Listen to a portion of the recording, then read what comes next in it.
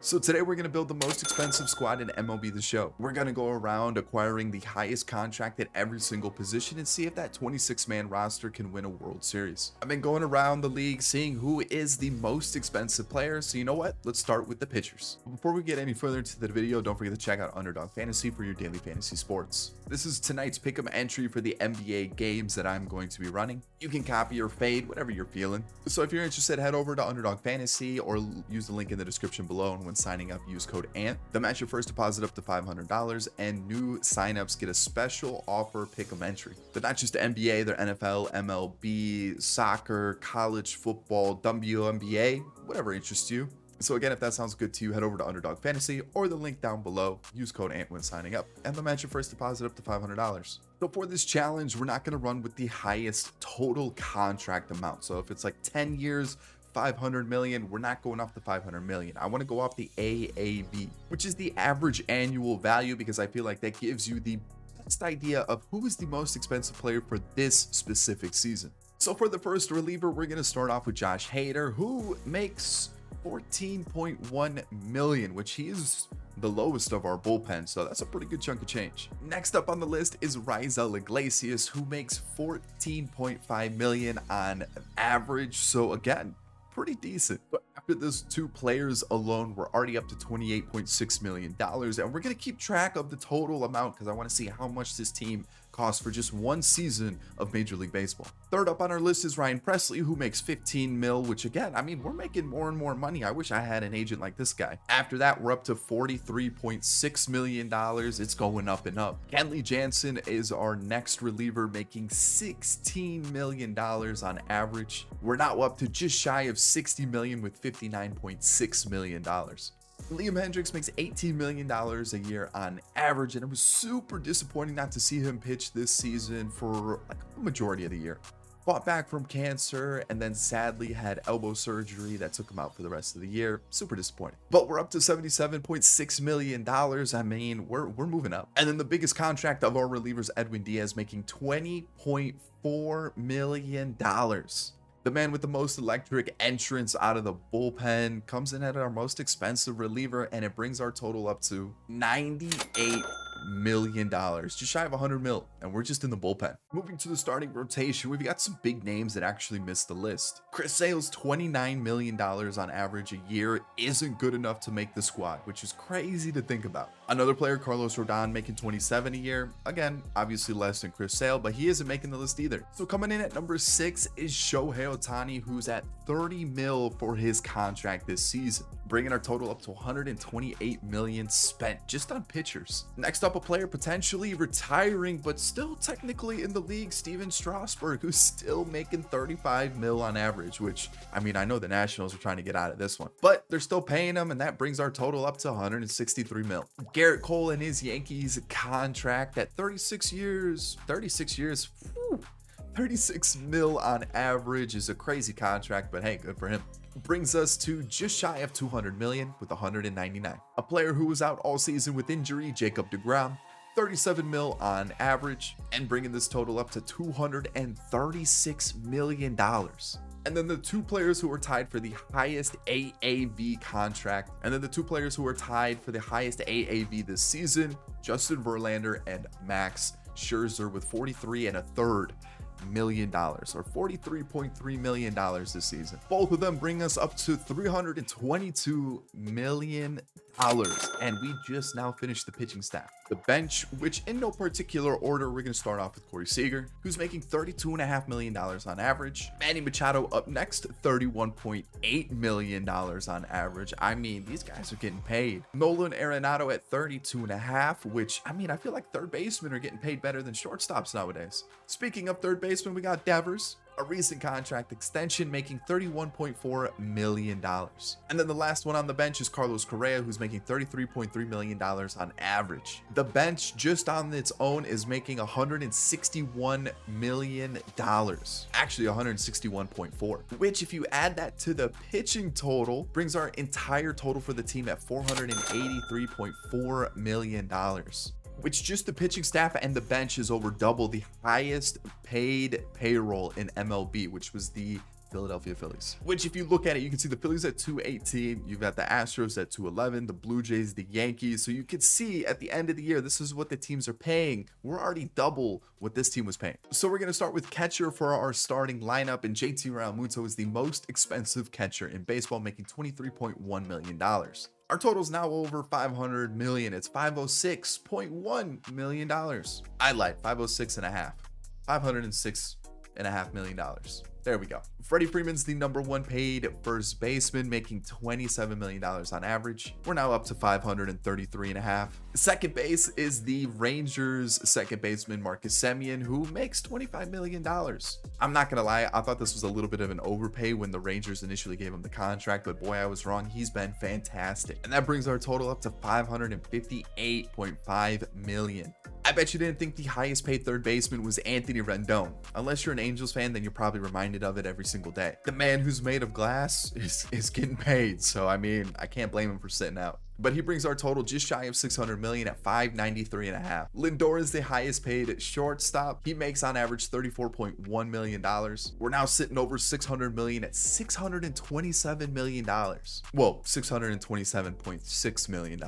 The cheapest of the outfielders was Christian Yelich, who makes just shy of $27 million at 26.9. The second highest outfielder is Mike Trout with $34.5 million on average, which leaves us with Aaron Judge, who is the highest paid player or position player of the entire team, making $40 million on average. Those three bring us up to $730 million on the dot. And then a player who's currently on waivers, so I couldn't add him to the team, but Miguel Cabrera is going to complete the squad. He's going to be our DH, and talk about a career.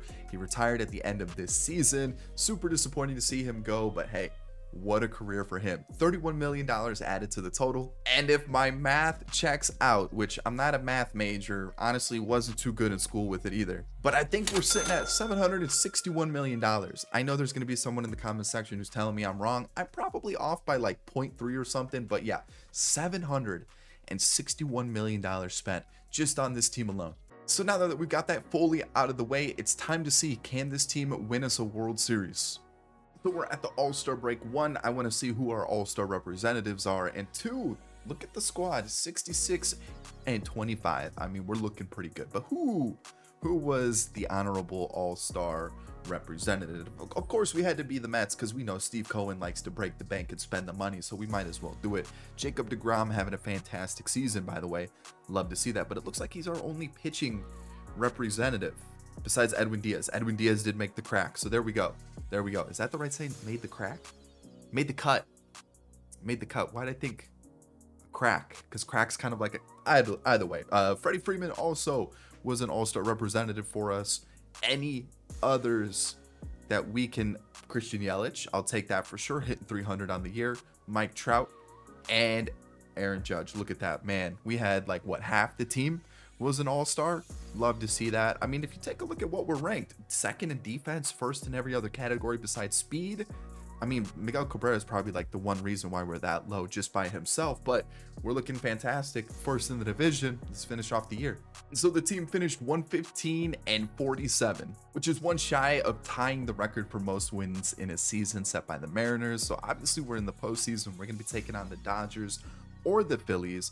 As a team, how were we ranking? First in batting average, first in runs, first in hits, first in doubles, not first in triples, but we were a top 5 team. Home runs, we were first. Runs batted in, I would assume we were first as well. What about pitching?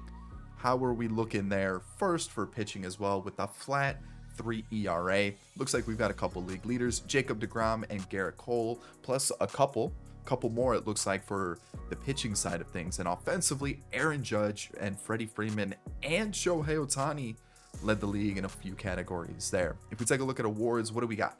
Cy Young for deGrom and MVP for deGrom as well. Who would have thought a pitcher would have won MVP? We've got 3 candidates there, so we swept the MVP race. Oh, 2 pitchers won the MVP and the Cy Young together. There we go. Cody Bellinger is the batting title winner along with Tristan Casas. Some interesting winners for the awards this time. Chris Martin and Duvall, relievers of the year.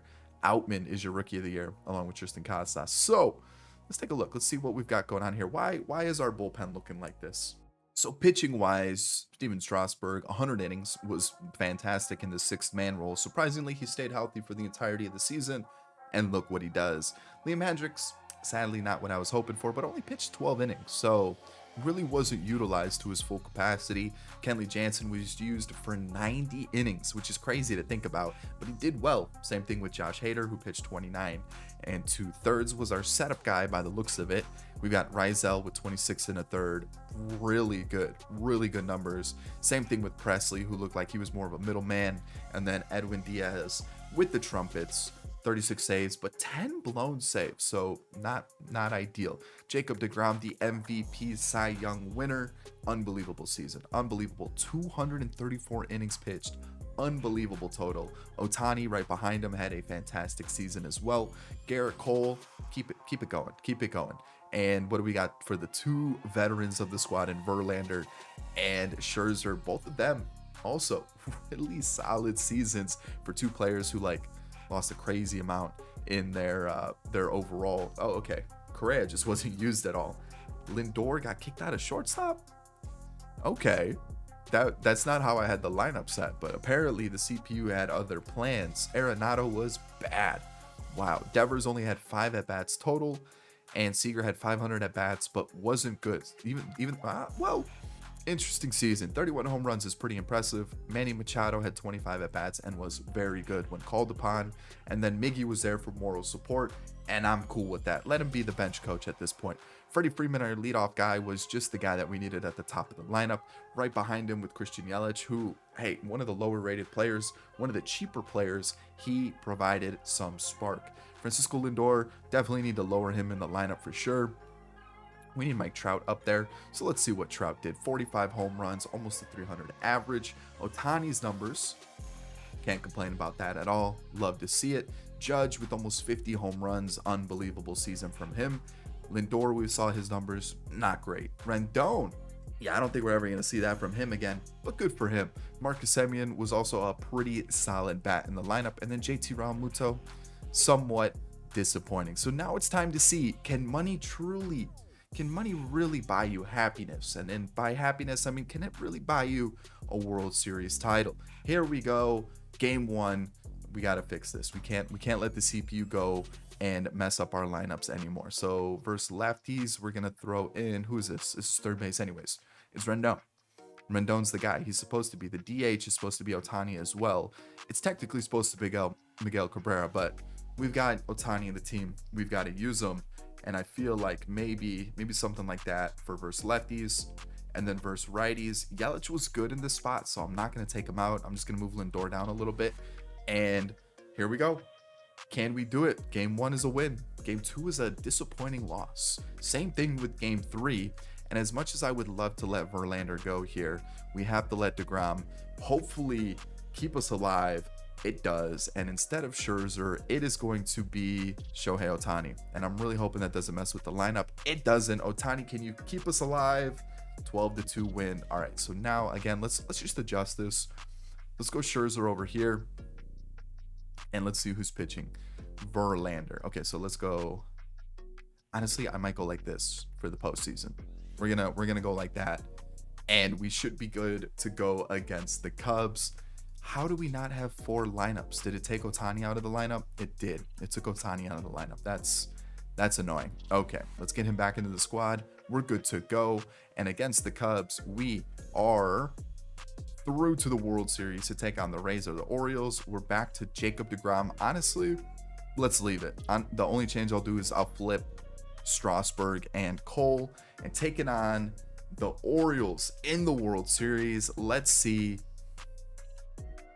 what's gonna happen. We're down 1-2. It's 2-2 now. Oh boy, we're 1 loss away from a World Series, or not winning a World Series. There it is, 3-3, and it all comes down to this. Can we win it at home? It's gonna be interesting. Let's see here. We're gonna have Garrett Cole take the mound. Ohtani's super tired, but you know what? We need him to play through it. Garrett Cole gets out of the first. Love to see it. 3 ground outs offensively, though, is not what you want to see. First and second, Rendon, come on. Nope. What? We didn't score there? That is so disappointing. So disappointing. And man, this is a quiet game. 5 total hits so far, and we're not the one with 3. So that's not good. Okay, now we are. Oh no, Gunnar Henderson 1-0. Uh-oh, we're in some trouble. Grayson Rodriguez is dealing. But thankfully, Freddie Freeman delivers with a double, and we're all tied up. And the runner was thrown out going home, 1-1. We're in some trouble here. Garrett Cole may not have it, so we're gonna go to Hader because a couple lefties are coming up, and of course he walks them. Mountcastle hits righties better, so let's go to Hendricks, and a bases clearing double, and it looks like we're running out of time. Where's our offense?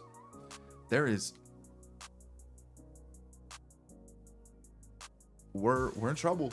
This might be it. It might be over. We need 5 runs, and we need it quickly. And our pitching staff they just don't have it today. It is over. They have choked in game 7 of the World Series, and it looks like we are donezo. We are done. They couldn't do it. Grayson Rodriguez, 6 innings, 1 run. Good for him. The offense went quiet. They disappeared. They were lacking. Playoff MVP went to Judge. Santander is your World Series MVP. I mean, the offense was there. The offense was there, except for that last game. Let's see what we've got going on. Freddie Freeman, man, I need better. Yelich was good. Trout doesn't have that clutch gene. He just doesn't. He doesn't. In real life, doesn't have it either. Doesn't have it either. We've got Ohtani, who had a good postseason. Same thing with Judge. Rendon did not. Semien was good. Lindor was not. And neither was Real Muto. So about half the lineup decided to show up when we needed them to. And starters did their job. Did the bullpen? Doesn't? Kind of does. It looks like we just kind of choked. So in the end, we found out money can't buy you happiness, which is super disappointing to know. So there we go. I hope you enjoyed the team build, the most expensive team in all of baseball. And if you want to see some more content, one, hit the like button, and of course, subscribe to the channel. But also, you should check out the video on screen now. I think you'll really enjoy it, and I'll catch you all in the next one. Peace.